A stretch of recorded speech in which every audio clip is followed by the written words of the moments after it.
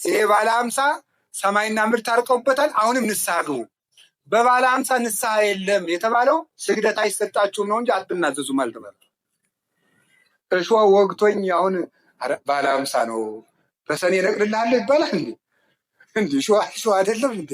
ኃጢአት ምንድን ነው? ሾህ ነው። ነፍሴን እየወጋት አይደለም እንዴ? እና እሱን በሰኔ እነቅልልሃለሁ ሊባል ነው እየወጋኝ። አሁኑን ሄዳችሁ ታረቁ፣ ከእግዚአብሔር ጋር እንታረቅ። ኢትዮጵያ ምን ያስፈልጋታል ብትሉኝ ከእግዚአብሔር ጋር መታረቅ። ኢትዮጵያ የሚያዋጣት እጇን ወደ እግዚአብሔር መዘርጋት። ከእግዚአብሔር ጋር ከታረቅን እግዚአብሔር ለግፈኞች ልብ ይሰጣል። እግዚአብሔር ክፉ ልብን ይመልሳል። ደም አፍሳሾችን እጃቸውን ይሰበስባል። አይምሯቸውን ያስተካክለዋል። ክፉ ምክራቸውን ወደ በጎ ይለውጣል።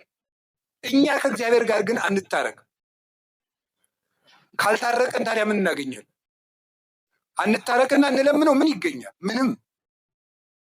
ስለዚህ የእግዚአብሔር ቤተሰቦች ሕዝብ ሲከፋ እንደ ጨንገር ክፉ ሰዎችን ይጠቀማል እግዚአብሔር ይባላል።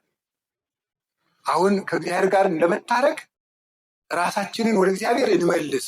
በማንም ላይ አንፍረድ። በማንም ላይ የመፍረድ ኃጢአትን እናውቀው።